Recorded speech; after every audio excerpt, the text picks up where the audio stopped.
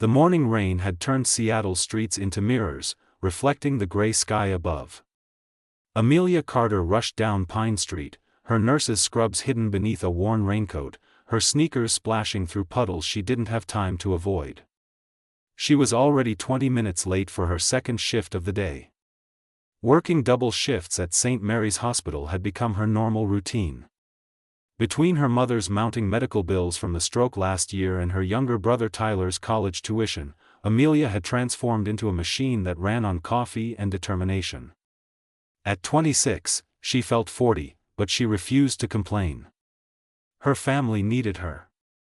She ducked into Brewing Point, the small cafe on the corner where she grabbed her usual large black coffee before heading to the hospital.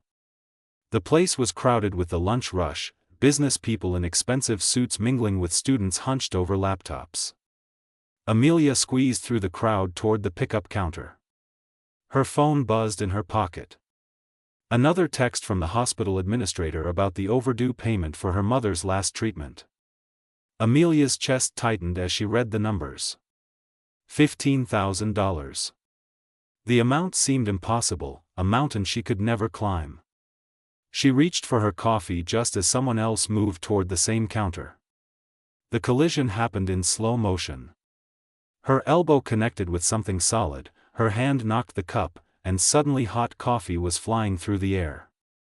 The liquid splashed across the front of an immaculate charcoal suit. Amelia watched in horror as the brown stain spread across the expensive fabric, dripping onto leather shoes that probably cost more than her monthly rent. "Oh my God, I'm so sorry," Amelia gasped, grabbing napkins from the dispenser. "I didn't see you there. I was looking at my phone and I just reached out without thinking." She looked up at the man she'd just drenched and felt her breath catch. He was tall, with dark brown hair that fell slightly across his forehead, and eyes the color of warm honey. Despite the coffee covering his suit, he stood perfectly still, watching her with an expression she couldn't quite read. "Please, let me help," Amelia said, dabbing uselessly at his jacket with the napkins. "I can pay for the cleaning." "Well, not right now, but I can send you money. Maybe in installments?" "Stop," the man said quietly. Amelia froze, napkin still pressed against his chest. "I really am sorry. This suit must have cost a fortune and I've completely ruined it." "You haven't ruined anything." His voice was calm, almost amused. "It's just coffee.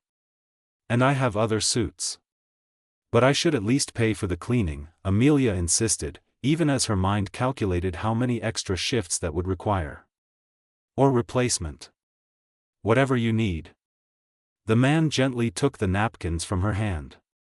"What I need is for you to stop apologizing. Accidents happen." He glanced at his watch, a sleek piece that probably cost more than her car. "Though this does present a problem. I have a meeting in 20 minutes and I can't exactly show up like this." "There's a dry cleaner 2 blocks down," Amelia offered quickly. "They do rush jobs. I could run your jacket over there right now if you want." "That won't work for a meeting with investors." He studied her for a moment, those honey-colored eyes thoughtful. "You're in medical scrubs. You work at a hospital?" "St. Mary's. I'm a nurse in the cardiac unit." Amelia felt heat rise to her cheeks.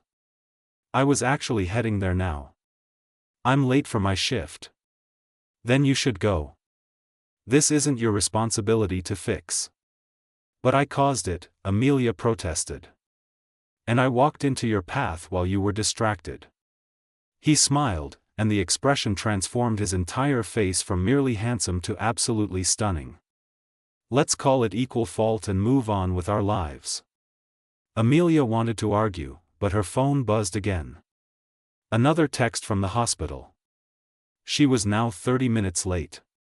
"I have to go," she said reluctantly. "But please, at least let me give you my information. I want to make this right." "Tell you what," the man said, pulling out his phone. "Give me your number and I'll text you if there's any issue with the suit." Fair? It seemed too easy, too generous, but Amelia was out of time and options. She rattled off her number, he typed it into his phone, and she heard the confirmation buzz in her pocket. "Thank you," she said. "Really? You're being incredibly kind about this. I'm Julian, by the way." He extended his hand. "Amelia." She shook it, surprised by the warmth of his grip. "Well, Amelia, try to avoid any more coffee incidents today." His eyes sparkled with humor. "The hospital patients probably need you in one piece." She laughed despite her stress. "I'll do my best." Amelia grabbed her replacement coffee and rushed out into the rain, her mind already shifting to the challenges waiting at the hospital. She didn't notice Julian watching her through the cafe window, a thoughtful expression on his face. She didn't know that he was Julian Hayes, founder and CEO of TechCore Solutions, one of the fastest-growing software companies in the country. She didn't know that he'd just made a mental note to have his assistant find out everything about Amelia Carter. And she certainly didn't know that their brief collision would change both their lives forever. By the time Amelia reached St. Mary's, she'd nearly forgotten about the handsome stranger in the coffee-stained suit. She had patients to care for, medications to administer, and a job that demanded her complete focus. The cardiac unit was always busy, filled with people fighting for their lives, and Amelia found purpose in helping them. She changed into fresh scrubs and dove into her shift, checking vital signs, updating charts, and offering comfort to scared patients. This was why she'd become a nurse, these moments of connection, of making a difference in someone's darkest hour. It wasn't until her break, 6 hours later, that she checked her phone and saw the text from an unknown number. "This is Julian from the cafe. The suit survived. But I was wondering if you'd let me buy you coffee sometime. Preferably one you don't spill. Think of it as karmic balance for today." Amelia stared at the message, her heart doing an unexpected flutter. Men like Julian, wealthy, confident, impossibly handsome, didn't ask women like her out for coffee. There had to be a catch. Maybe he was being polite. Maybe he felt sorry for her obvious financial struggles. She typed and deleted 3 different responses before finally settling on something simple. "That's nice of you, but you really don't owe me anything. I'm the one who destroyed your suit." His reply came within seconds. "Who said anything about owing? Maybe I just want to have coffee with an interesting person who cares more about being late to help patients than about impressing strangers. Tomorrow at 10 a.m? Same cafe?" Amelia bit her lip, weighing the risks. She didn't have time for dating. She barely had time to sleep. But something about Julian's message, the genuine interest beneath the light tone, made her want to say yes. "I work tomorrow morning. But I could do 3 p.m. "Perfect. See you then, Amelia." She tucked her phone away, trying to ignore the smile spreading across her face. It was just coffee. Nothing more. But as she returned to her patients, Amelia couldn't shake the feeling that something important had just begun. Amelia changed her outfit 3 times before leaving for the cafe. She finally settled on jeans and a simple blue sweater that brought out her eyes, refusing to acknowledge why she cared so much about her appearance. It was just coffee with a stranger who'd been kind about a ruined suit. Nothing more. The rain had stopped, leaving Seattle's streets washed clean and glistening in the afternoon sun. Amelia arrived at Brewing Point 5 minutes early, her stomach fluttering with nerves she couldn't quite explain. She spotted Julian immediately, sitting at a corner table with 2 cups already waiting. He stood as she approached, and she noticed he'd dressed casually too, dark jeans and a gray Henley that somehow looked as expensive as his ruined suit had been. His smile was warm and genuine. "You came," he said, pulling out a chair for her. "You doubted I would?" Amelia sat down, accepting the coffee he slid across the table. "I thought you might change your mind. Busy nurse, stranger from a coffee disaster. Not exactly the foundation for a promising social engagement." He settled back into his own chair, those honey-colored eyes studying her with open curiosity. "But I'm glad you didn't." Amelia took a sip of her coffee, surprised to find it prepared exactly how she liked it. "Black, no sugar." "How did you know?" "I was behind you in line yesterday." "You ordered before the incident." Julian grinned. "I pay attention to details." "That's either impressive or slightly concerning." "Let's go with impressive." He leaned forward slightly. "So tell me about yourself, Amelia Carter. What makes a person work double shifts at one of the busiest hospitals in Seattle?" The direct question caught her off guard. Most people at least pretended to care about small talk first. Medical bills and college tuition. The usual reasons people work themselves to exhaustion. "Your family?" "My mother had a stroke last year. The treatment and ongoing care costs more than insurance covers. And my younger brother Tyler is at Washington State, studying engineering. He's brilliant, and I'm not letting financial problems derail his future." Amelia heard the defensive edge in her voice and softened it. "What about you? What makes a person wear $1,000 suits to grab coffee on a Tuesday morning?" Julian laughed, the sound rich and unguarded. "Fair question. I run a software company. We develop cybersecurity systems for businesses and governments. The suits are basically a uniform." "Just a software company?" Amelia raised an eyebrow. Something about his careful phrasing suggested he was downplaying things. "A reasonably successful one," he admitted. Amelia pulled out her phone and typed his name into the search bar. The results loaded, and her eyes widened as she scrolled through headlines. TechCore Solutions. Founded 5 years ago, now worth $800 million. Julian Hayes, 32 years old, named one of Forbes' top young entrepreneurs. She looked up at him, feeling suddenly foolish in her Target sweater. "You're not just successful. You're a genuine tech billionaire. Does that change things?" His expression had grown guarded, as if bracing for a shift in her behavior. "It explains the expensive suit," Amelia said carefully. "And it makes me wonder why someone like you would ask someone like me for coffee." "Someone like you," Julian repeated, his tone gentle but firm. "You mean someone who works 2 jobs to take care of her family? Someone who was more worried about being late to help patients than about the scene she'd just caused? Someone who offered to pay for damages she clearly couldn't afford because it was the right thing to do?" Amelia felt heat rise to her cheeks. "When you put it that way, it sounds better than it felt in the moment. That's because you see obligation where I see character." Julian reached across the table, not quite touching her hand but close enough that she felt the warmth of his presence. "I asked you here because in 30 seconds of chaos yesterday, you showed me more genuine humanity than I've seen in months of business dinners and charity galas. That's rare. You're rare." The sincerity in his voice made Amelia's chest tight. She wanted to believe him, but years of struggling had taught her to be cautious of things that seemed too good to be true. "I appreciate that," she said slowly.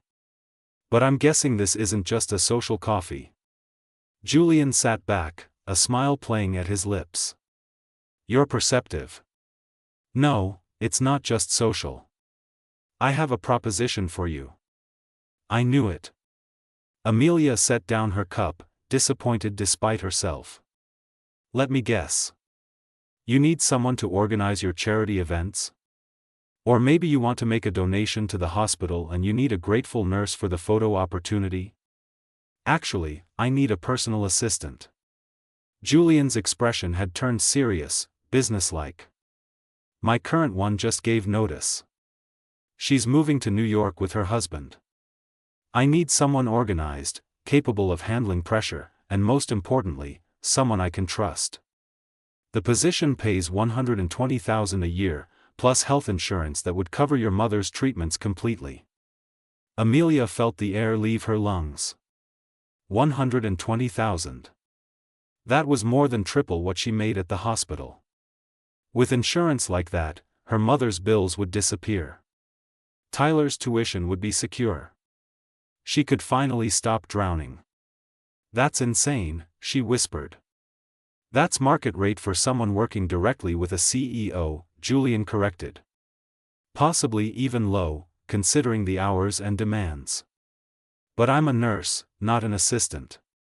I don't know anything about running a tech company or managing executive schedules. You manage critical care patients in life or death situations. You coordinate with doctors, families, and hospital staff under intense pressure. You make split-second decisions that directly impact human lives. Julian counted off on his fingers. Those skills translate perfectly to what I need.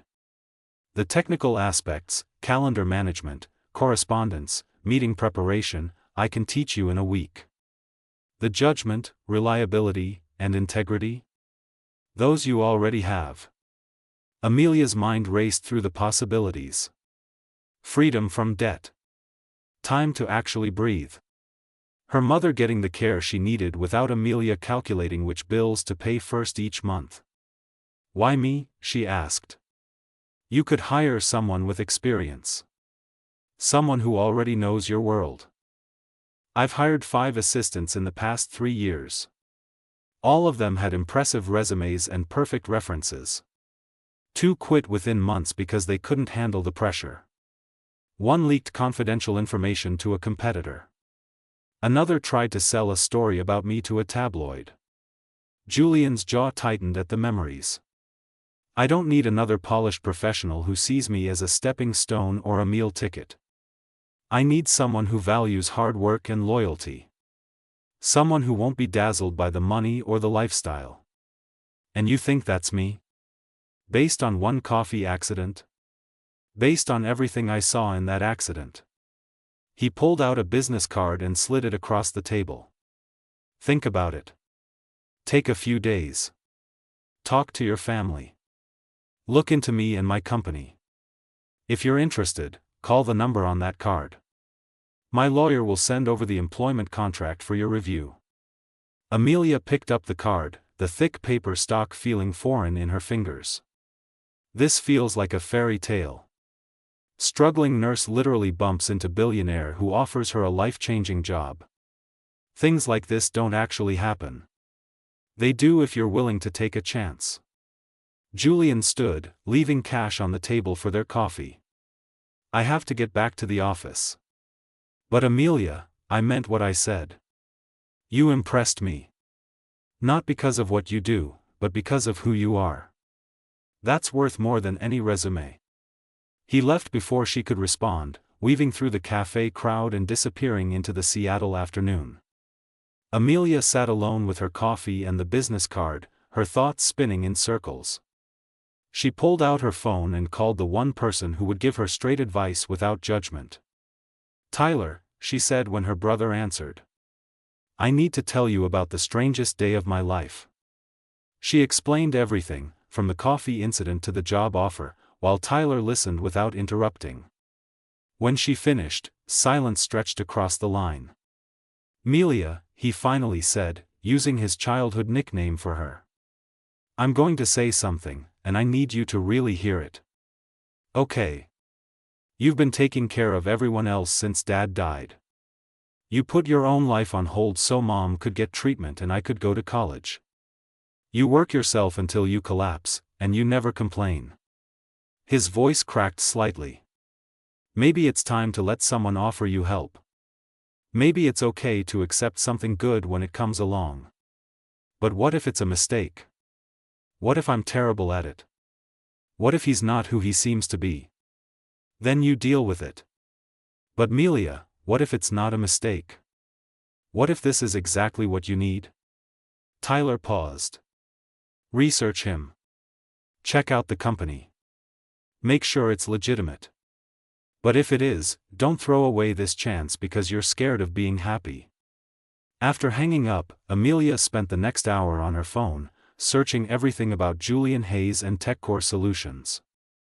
The articles painted a picture of a driven entrepreneur who'd built his company from nothing, a demanding boss who pushed for excellence but treated employees fairly, and a private person who avoided the spotlight despite his wealth. There were no scandals, no suspicious business dealings, no trail of broken promises. Just a successful man who seemed to genuinely care about his work and the people around him. By the time Amelia left the cafe, the sun had started its descent toward the horizon, painting the Seattle skyline in shades of gold and amber. She held Julian's business card in her hand, feeling the weight of the decision pressing down on her shoulders. Her phone buzzed with a text from her mother's care facility. Another reminder about the outstanding balance. Another number that made her heart sink. Amelia looked at the card again, at Julian's name printed in elegant script. Maybe Tyler was right. Maybe it was time to stop being afraid of hope. She took a deep breath and dialed the number. Amelia's first day at TechCore Solutions felt like stepping into a different universe. The building occupied 15 floors of gleaming glass and steel in downtown Seattle, with views that stretched across Puget Sound to the Olympic Mountains beyond. Everything gleamed with success, from the marble lobby to the state-of-the-art conference rooms. She'd given her 2 weeks' notice at St. Mary's, enduring the disappointed looks from her supervisor and the confused questions from colleagues who couldn't understand why she'd leave nursing. Only her closest friend Rachel had hugged her tight and whispered, "Go be happy for once." Now, standing in Julian's outer office on the top floor, Amelia smoothed down her new blazer and tried to calm her racing heart. She'd spent a chunk of her first paycheck on professional clothes, still amazed that the money had actually appeared in her bank account as promised. The door to Julian's private office opened, and he emerged with another man, both deep in conversation. Julian looked every bit the powerful CEO in a navy suit, his expression serious as he discussed quarterly projections. Then his eyes found Amelia, and his entire face softened into a smile. "Amelia. Perfect timing." He turned to his companion. "Owen, this is Amelia Carter, my new assistant." "Amelia, this is Owen Fletcher, my business partner and chief technology officer." Owen was shorter than Julian, with red hair and sharp green eyes that assessed Amelia with uncomfortable intensity. His handshake was firm to the point of aggressive. "So you're the mysterious new hire Julian won't stop talking about. Interesting choice, bringing in someone with zero corporate experience." "Owen," Julian's voice carried a warning edge. "Just being honest." Owen's smile didn't reach his eyes. "We've got the Morrison deal closing next month and the product launch in 6 weeks. This isn't exactly the time for on-the-job training. Which is why I'll be handling it," Julian said calmly. "Amelia is more than capable. Give her a chance before passing judgment." Owen shrugged. "Your call. Just remember what happened with the last assistant who couldn't handle the pressure."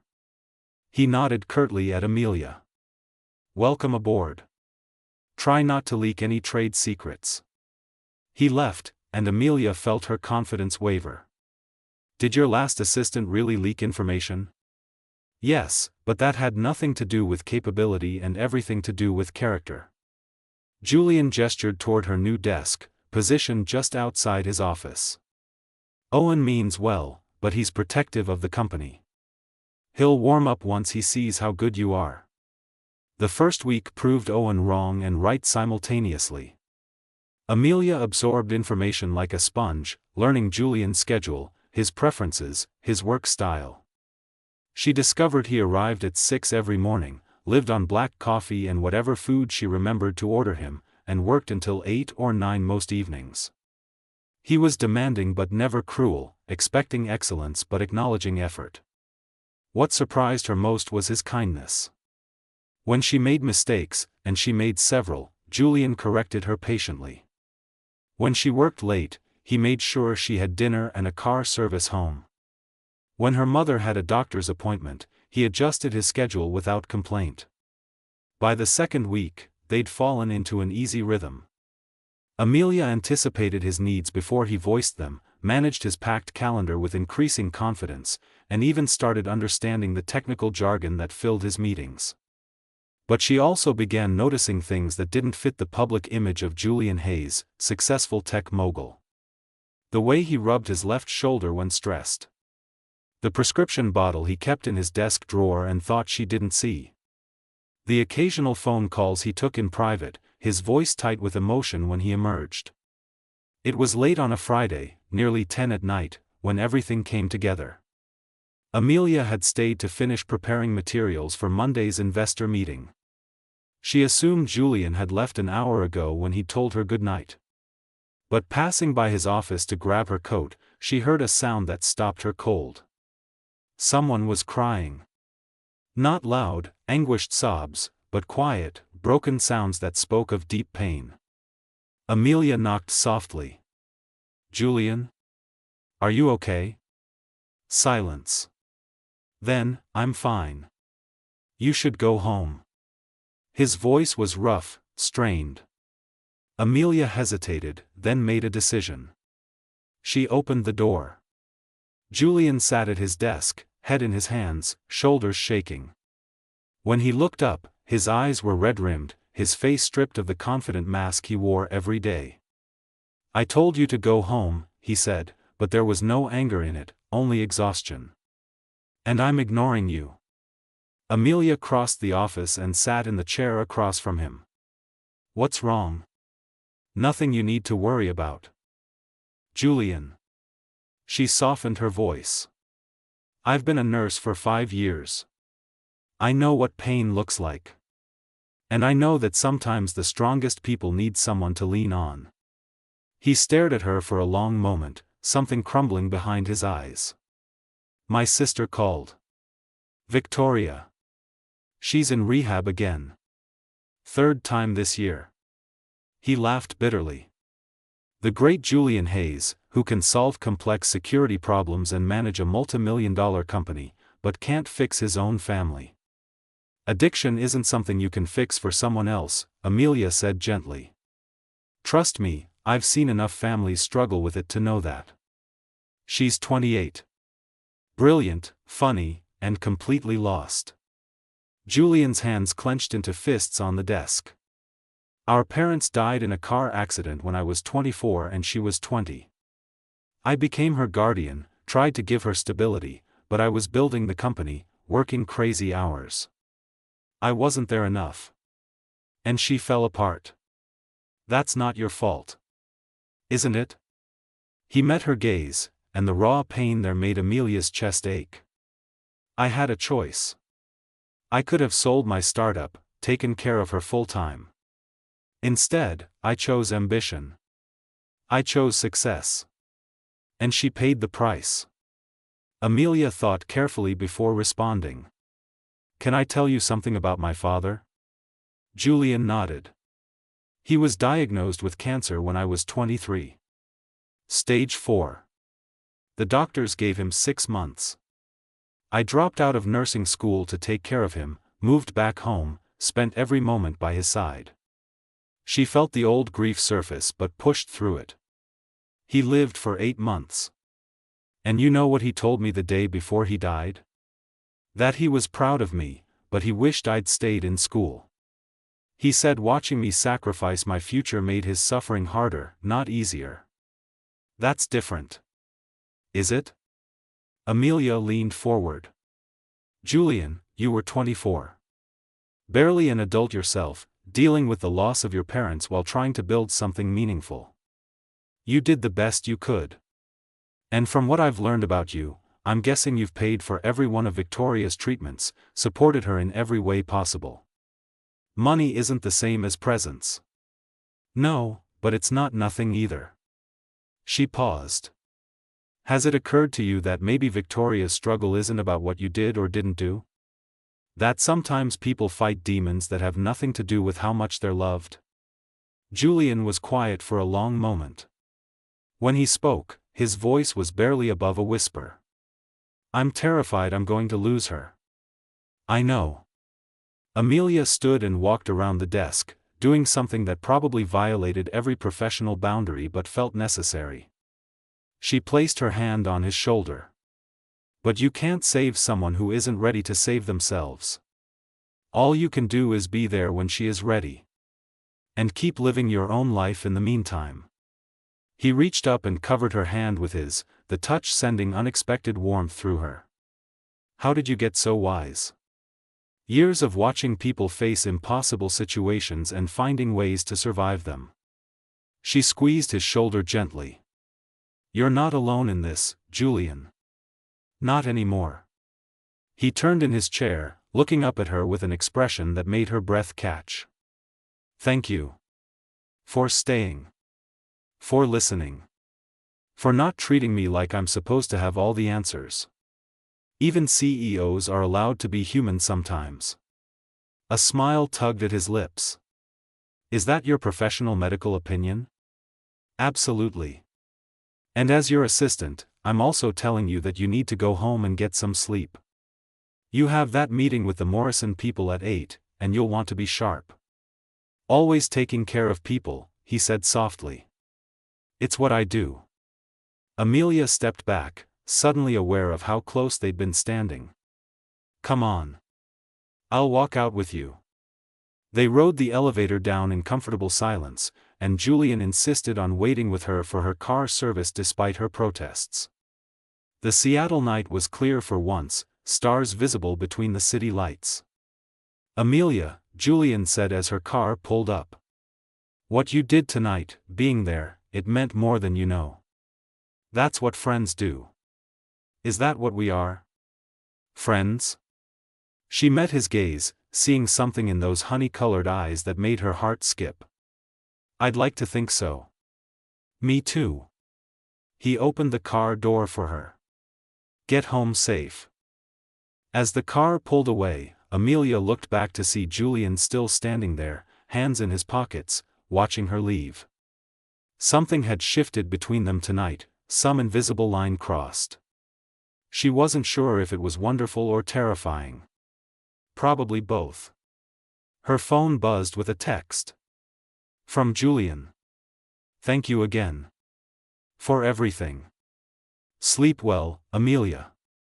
She typed back without overthinking it. You too, Julian. And tomorrow, we're ordering you actual lunch, not just coffee. Doctor's orders. His response came immediately. Yes, ma'am. Amelia smiled at her phone, feeling something unfamiliar bloom in her chest. For the first time in years, it felt like hope mixed with something dangerously close to happiness. She just hoped she wasn't making a terrible mistake by letting herself feel it. The following Monday brought Owen Fletcher back into her orbit, this time with barely concealed hostility. He appeared at her desk during lunch, dropping a stack of files with enough force to make her jump. Julian asked me to bring these up, he said, though his tone suggested he'd rather be anywhere else. The Morrison contracts. He'll want them reviewed before the 3 o'clock meeting. Thank you. Amelia picked up the files, noting the complex technical specifications inside. Owen didn't leave. Instead, he leaned against her desk, studying her with those sharp green eyes. You know, I've been with Julian since the beginning. Helped him build this company from nothing. I know him better than anyone. That's nice, Amelia said carefully, sensing a trap. So I can tell when someone is getting too close. When they're crossing lines that shouldn't be crossed. His smile was cold. Julian has a tendency to blur boundaries between professional and personal. It's gotten him in trouble before. I'd hate to see it happen again. I'm not sure what you're implying. I'm not implying anything. I'm stating facts. Owen straightened. You're his employee, nothing more. Don't mistake kindness for something else. And don't think that working late and playing therapist makes you special. You're replaceable, just like all the others. He walked away before Amelia could respond, leaving her hands trembling with anger and uncertainty. Was Owen right? Was she reading too much into Julian's kindness? She thought about Friday night, the vulnerability he'd shown, the way her hand had felt on his shoulder. No. Whatever was happening between them felt real, felt different. But Owen's words planted seeds of doubt that she couldn't quite shake. When Julian emerged from his office an hour later, she saw him through new eyes. The powerful CEO. The man worth hundreds of millions. The person so far outside her world that their friendship seemed almost absurd. "Ready for the Morrison meeting?" he asked, his smile warm and genuine. Amelia pushed down her doubts and smiled back. "Always." But as they walked to the conference room together, she couldn't help wondering if she was setting herself up for heartbreak by believing that someone like Julian Hayes could truly care about someone like her. The Morrison deal closed successfully, bringing in $40 million and cementing TechCore's position as an industry leader. Julian threw a celebration party at his penthouse overlooking Elliott Bay, inviting the entire company. Amelia tried to decline, claiming she had plans with her mother, but Julian insisted. "You worked as hard as anyone on this," he'd said. "You deserve to celebrate too." Now, standing in his spectacular apartment with floor-to-ceiling windows and modern art on every wall, Amelia felt completely out of place. The other guests wore designer clothes and discussed vacation homes in Aspen and upcoming trips to Europe. She nursed a glass of champagne and tried to blend into the background. "You look like you'd rather be anywhere else." A woman's voice startled her. Amelia turned to find an elegant blonde in a silver dress, her smile friendly but curious. "I'm Sophie Morrison. My father just sold his company to yours." "Amelia Carter. I'm Julian's assistant." "Ah, the famous Amelia." Sophie's eyes lit with recognition. "Julian mentioned you several times during negotiations. He speaks very highly of your work." "That's kind of him." "It's more than kind. My father said Julian was more relaxed during this deal than any previous one. More focused, more balanced." Sophie took a sip of her wine. "He credited having the right support system. I'm guessing that means you." Before Amelia could respond, Owen appeared with a woman who looked like she'd stepped out of a fashion magazine. Tall, stunning, with dark hair cascading down her back and a dress that probably cost more than Amelia's monthly rent. "Amelia," Owen said with false cheerfulness. "I'd like you to meet Vanessa Hartley. She's an old friend of Julian's. Very old friend, if you know what I mean." Vanessa's smile was sharp as a blade. "Owen exaggerates. Julian and I dated 2 years ago. Ancient history." Her eyes swept over Amelia, cataloging and dismissing in one glance. "You're the new assistant. How sweet." Julian always did have a soft spot for charity cases. The words hit like a physical blow, but Amelia kept her expression neutral. "It's nice to meet you both. If you'll excuse me, I need to check on something." She escaped to the balcony, gulping the cool night air and trying to calm the storm of emotions churning in her chest. Charity case. Was that how people saw her? Was that how Julian saw her? "There you are." Julian stepped onto the balcony, concern etched across his face. "I saw you leave. Are you okay?" "I'm fine. Just needed some air." "Amelia." He moved closer, his presence warm in the chilly evening. "What happened?" "Nothing. I just don't belong here, Julian. Look at these people. Look at this place." She gestured at the glittering party visible through the windows. "I'm a nurse from a working-class family who spilled coffee on you by accident. I'm not part of your world." "My world?" Julian's voice hardened. "Amelia, half these people I barely know. They're here because of business connections, not friendship.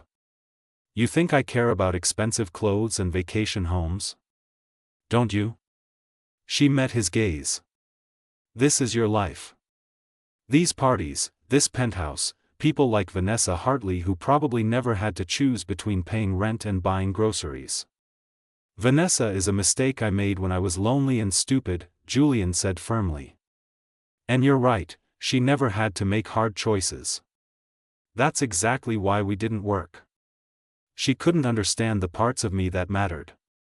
And I can. You already do."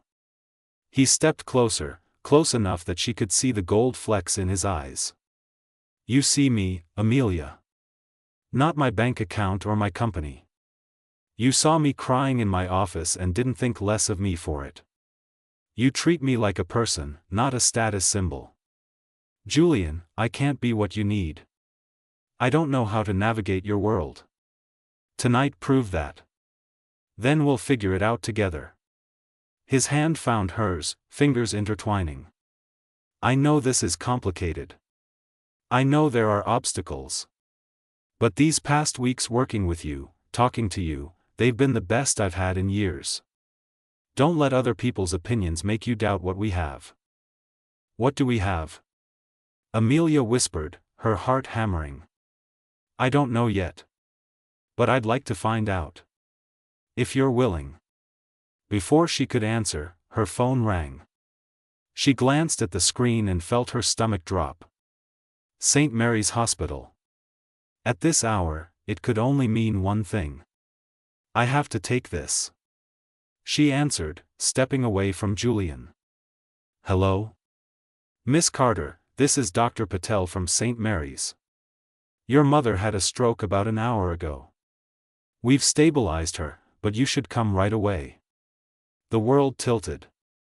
Amelia gripped the balcony railing, fighting to keep her voice steady. I'll be there in 20 minutes. She hung up and turned to find Julian watching her with alarm. What's wrong?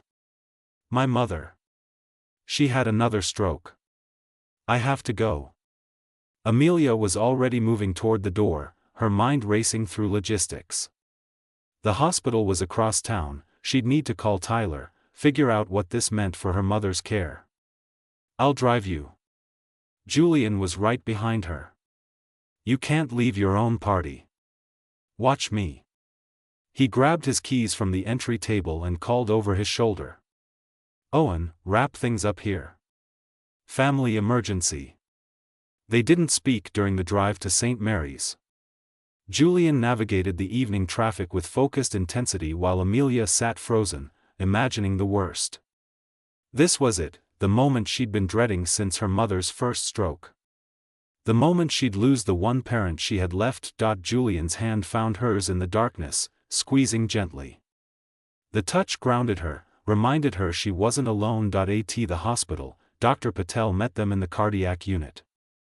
He recognized Amelia immediately and nodded respectfully. She's stable for now. We caught it quickly, which helped. But Amelia, this is her third major stroke in 18 months. The damage is accumulating. Can I see her? Of course. She's sedated but responsive. Amelia walked into her mother's room, her professional nurse training warring with her daughter's terror. Catherine Carter looked small and fragile against the white sheets, tubes, and monitors surrounding her like a mechanical forest. Mom, Amelia whispered, taking her mother's hand. I'm here. Catherine's eyes fluttered open, focusing with effort. Sweetheart. You didn't have to come. Of course I came. Don't be ridiculous. Amelia blinked back tears. Is that a young man I saw with you? A faint smile crossed Catherine's pale face. Handsome one too. Mom, don't talk. You need to rest. I've done nothing but rest for months. Catherine's grip tightened slightly. Tell me about him. So Amelia did, keeping her voice low and soothing, describing how she'd met Julian, the job offer, the past weeks of working together. She didn't mention the growing feelings she'd been trying to ignore or the conversation on the balcony just an hour ago. You care about him, Catherine said. It wasn't a question. I don't know. Maybe. It's complicated. Life is complicated, darling. That doesn't mean you should run from good things when they come along. Her mother's eyes drifted closed. Your father would want you to be happy. I want you to be happy. Stop sacrificing everything for everyone else. I'm not sacrificing anything. You are. You always have been. Since your father got sick, you've put your whole life on hold. Catherine's breathing was labored but determined. Promise me something. Promise you'll take chances. Let yourself be loved. Don't wait until it's too late. Mom, you're going to be fine. Promise me, Amelia. I promise. Amelia sat with her mother until she fell asleep, then stepped into the hallway to find Julian waiting in an uncomfortable plastic chair, looking completely out of place in his expensive suit among the hospital's harsh fluorescent lights. You stayed, she said, surprised. Of course I stayed. He stood and pulled her into his arms without hesitation. Amelia resisted for only a moment before letting herself collapse against his chest, finally allowing the tears she'd been holding back to fall. Julian didn't say anything, just held her while she cried, one hand stroking her hair, the other firm against her back. He smelled like cedar and safety, and Amelia realized with startling clarity that this man had become essential to her in ways she hadn't fully acknowledged until this moment. Thank you, she finally whispered against his shirt. For being here. For staying. There's nowhere else I'd want to be. He pulled back just enough to look at her, his thumbs gently wiping away her tears. Your mother is strong. She'll get through this. And if she doesn't? Then I'll be here for that too. Whatever you need, Amelia. I'm not going anywhere. Tyler arrived an hour later, his face tight with worry. He hugged Amelia, then turned to Julian with barely concealed suspicion. You must be the boss. Julian Hayes. He extended his hand. I'm sorry we're meeting under these circumstances. Tyler Carter. Amelia's brother and personal protection service. Tyler's handshake was firm, his eyes assessing. I appreciate you bringing her here, but I can take it from here. Tyler, Amelia warned. It's okay. Julian addressed Tyler directly. I know what this looks like. Rich guy, vulnerable situation, all the red flags. But I care about your sister, and I'm not here to take advantage of anyone. I'm here because she matters to me. Tyler studied him for a long moment. She told me about the job offer. About how you met. It sounded too good to be true. It probably did. Sometimes life surprises us that way. If you hurt her, I don't care how much money you have. I'll make your life hell. Tyler's voice was low and serious. If I hurt her, I'll deserve it. Julian's response was equally serious.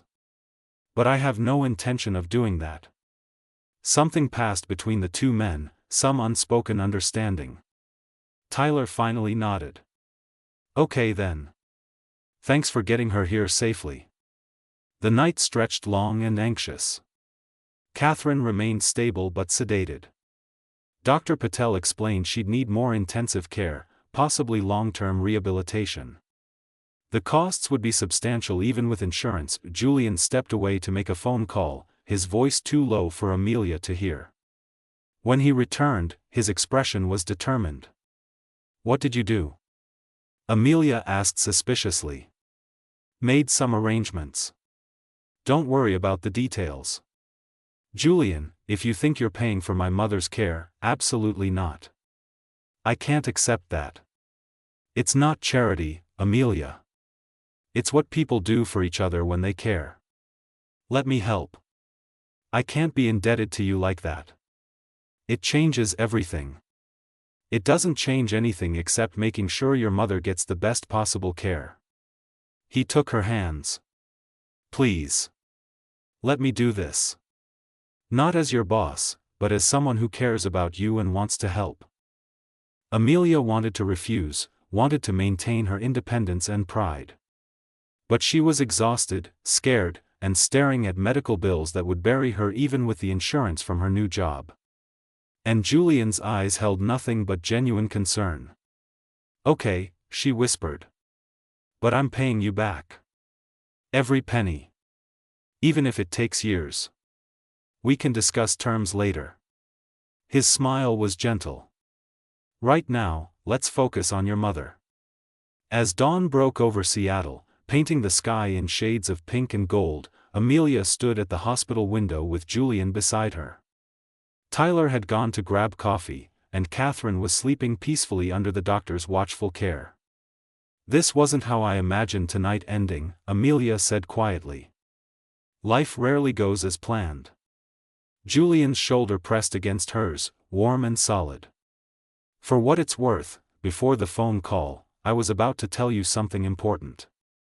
"What?" He turned to face her fully, his expression open and vulnerable in a way she'd only seen once before, that night in his office. "That I'm falling for you, Amelia. I know the timing is terrible and the circumstances are complicated. I know there are obstacles and people who'll judge us. But these past weeks have shown me something I'd stopped believing existed. Someone who sees beyond the surface, who challenges me and supports me in equal measure.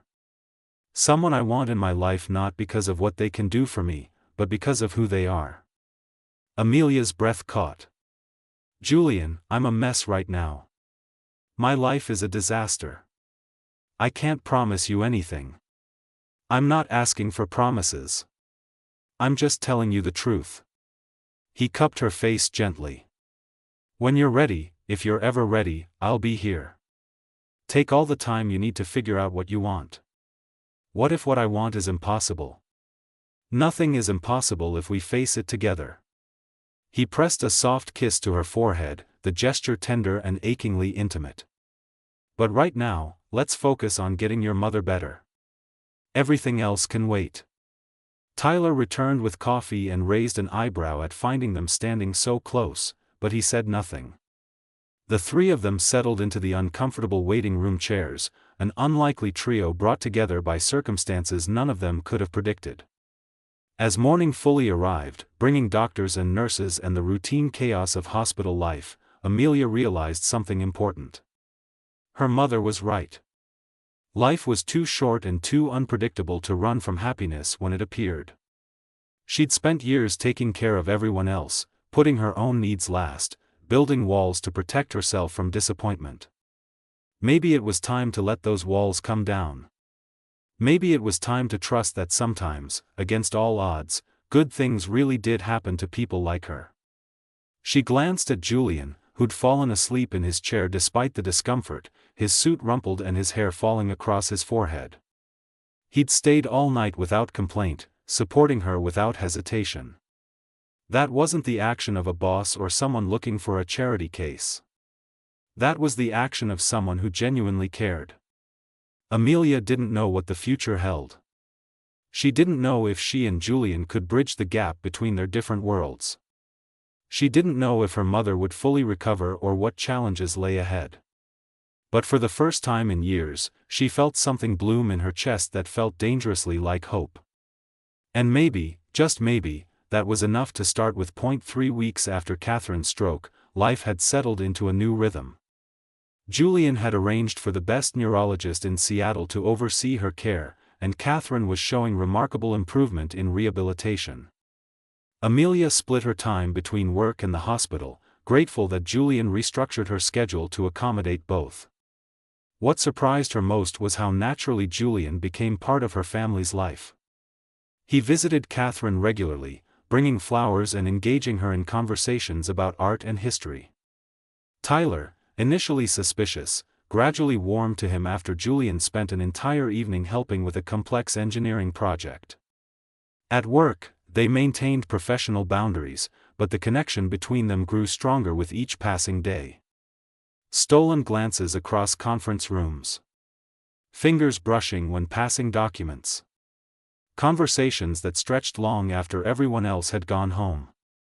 Owen noticed, of course. His disapproval manifested in pointed comments and barely concealed hostility. During a staff meeting, he questioned one of Amelia's suggestions in front of the entire executive team, his tone condescending. "With all due respect, Amelia, those of us who've been in this industry for years might have more insight into what clients actually need." "With all due respect, Owen," Julian's voice was ice, "Amelia's suggestion is excellent and shows a better understanding of user experience than anything we've discussed so far. We'll be implementing it." The tension in the room was palpable, but Julian's support gave Amelia courage.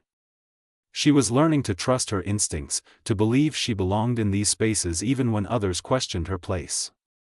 It was a Thursday evening when everything shifted again. Amelia was organizing files in Julian's office when her phone rang with an unknown number. She almost ignored it, but something made her answer. "Is this Amelia Carter?" A woman's voice, young and uncertain. "Yes." "Who is this?" "My name is Victoria Hayes. I'm Julian's sister." There was a pause, then a shaky breath. "I need help, and I don't know who else to call." Amelia's heart raced. "Where are you? Are you safe?" "I'm at a motel in Tacoma. I left rehab yesterday. I know I shouldn't have, but I couldn't stay there anymore." Victoria's voice broke. "Julian hasn't answered my calls. He's probably given up on me. But I remembered he mentioned someone named Amelia, and I found your number in his contact list on his tablet. Please, I just need someone to talk to." "Victoria, stay where you are. I'm coming to get you." Amelia was already grabbing her coat. "Text me the address." "You don't have to do that. You don't even know me. Julian loves you, which means you matter. Send me the address. I'll be there in 45 minutes. Amelia left a note for Julian, who was in a meeting, and drove to Tacoma with her mind racing. She found Victoria at a rundown motel near the waterfront, looking nothing like the polished photos she'd seen. The young woman was thin, with dark circles under eyes that mirrored Julian's honey-colored gaze, wearing sweatpants and an oversized hoodie. "You actually came," Victoria said when she opened the door. "Of course I came." Amelia stepped inside the small room. "Are you okay? Do you need medical attention?" "I'm not using, if that's what you're asking. I'm just lost." Victoria sat on the bed, hugging her knees. "I keep disappointing everyone. Julian most of all. He's tried so hard to help me, and I keep failing him." "You're not failing him. You're struggling with something incredibly difficult." Amelia sat beside her. "But running away from rehab won't help. You know that, right?" "I know. But being there, surrounded by people telling me who I should be, what I should feel, it was suffocating. I needed space to breathe. Then let's figure this out together. But first, we need to call Julian. He's probably worried sick." Victoria shook her head. "He'll just be disappointed. Again. He'll be relieved you're safe. Trust me." Amelia pulled out her phone and called Julian, who answered on the first ring. "Amelia, where are you? I got your note. I'm in Tacoma with Victoria. She's safe, she's not using, but she left rehab. Can you come here?" The silence stretched for 3 heartbeats. "I'm on my way. Send me the address." He arrived in record time, bursting through the motel room door with fear and relief warring on his face. "Vicky." Victoria stood slowly. "I'm sorry, Jules. I know I messed up again." Julian crossed the room in 3 strides and pulled his sister into his arms, holding her like she might disappear. "You're okay. That's all that matters. You're okay." Watching them, Amelia felt tears prick her eyes. This was the man behind the CEO mask, the big brother who'd spent years trying to save someone he loved, carrying guilt that didn't belong to him. "I can't go back to that rehab," Victoria said against his chest. "I know I need help, but not there. Please don't make me go back there." Julian pulled back, his hands on her shoulders. "Okay. We'll find somewhere else. Somewhere better. But Vicky, you have to want this. I can't force you to get better. It has to come from you. I do want it. I'm just scared. What if I can't do it? What if I'm broken in a way that can't be fixed?" "You're not broken," Amelia spoke up. Both siblings turned to her. "You're hurt, and you're struggling, but that doesn't make you broken. It makes you human. Victoria's eyes filled with tears. Julian said you were special. He was right. They spent the next hour discussing options. Julian made calls to treatment centers, researching programs that offered different approaches. Amelia made tea from the motel's coffee maker and listened as Victoria talked about her struggles, her fears, her desire to be someone her brother could be proud of. "I'm already proud of you," Julian said quietly. "Not because of what you achieve or how perfectly you handle things. I'm proud because you're still fighting. Because you called for help instead of giving up. That takes more courage than anything else." "I'm sorry I called Amelia instead of you," Victoria said. "I just couldn't face disappointing you again." "You could never disappoint me by needing help." Julian glanced at Amelia, his expression full of gratitude. "And I'm glad you called her. She's good at seeing through people's walls and finding the truth underneath." "Is she your girlfriend?" Victoria asked with a small smile. "Because the way you look at her suggests she should be." "Vicky," Julian warned, but his ears turned red. "I'm just saying. If someone looked at me the way you look at her, I'd never let them go." Amelia felt her own cheeks flush. "How about we focus on finding you a good treatment program?" They eventually found a center in Oregon that specialized in holistic approaches to recovery, combining therapy with art and nature-based healing. Victoria agreed to go, but only if she could stay with Julian for a few days first. "I need to remember what home feels like," she explained. "Before I go try to rebuild myself again." That night, back at Julian's penthouse, the three of them ordered takeout and watched old movies. Victoria fell asleep on the couch, exhausted from the emotional day. Julian covered her with a blanket, then joined Amelia on the balcony. "Thank you," he said quietly. "For going to get her. For handling this with such grace. She's family." "Of course I went. She's my family. You barely know her. I know she matters to you. That's enough." Amelia leaned against the railing, looking out at the city lights. "She's going to be okay, Julian. She wants to get better. That's the hardest part. I've been terrified of losing her for so long," he admitted. "Every phone call, every relapse, I think it's the end. That this time I won't be able to bring her back. That fear proves how much you love her. But you can't live in that fear constantly. It'll destroy you both." Julian moved closer, his presence warming the cool night. "How did I get so lucky to find you?" "You didn't find me. I spilled coffee on you. Best accident of my life." His hand found hers, fingers intertwining in a gesture that had become familiar. "Amelia, I know I said we should take things slow, but after today, I realized something. Life doesn't wait for perfect timing.